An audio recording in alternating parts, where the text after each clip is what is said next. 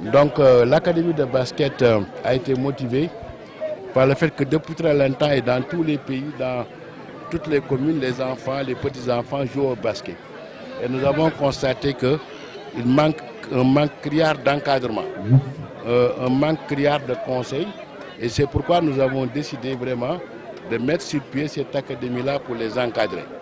De mettre sur pied cette académie-là pour augmenter leur performance. De faire en sorte que les pensionnaires de l'académie puissent être parmi les sommités du basket sénégalais, du basket africain et du basket européen et pourquoi pas du basket mondial. Nous en avons l'idée. Et c'est parce qu'ici, dans ce terrain, il y a eu des internationaux, il y a eu des professionnels qui sont dans d'autres pays. Et sans encadrement. Et si nous avons cet encadrement-là, et si nous travaillons avec la fédération de basket, et sous les prières du grand saltigué, certainement ce nombre d'enfants qui ont eu à réussir au plan international, ce nombre-là va s'accroître. Donc voilà un peu l'idée.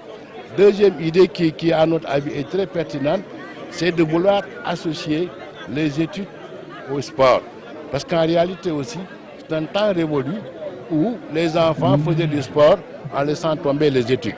Maintenant, il faudrait systématiquement une alliance entre ce que l'on appelle le sport et ce que l'on appelle les études.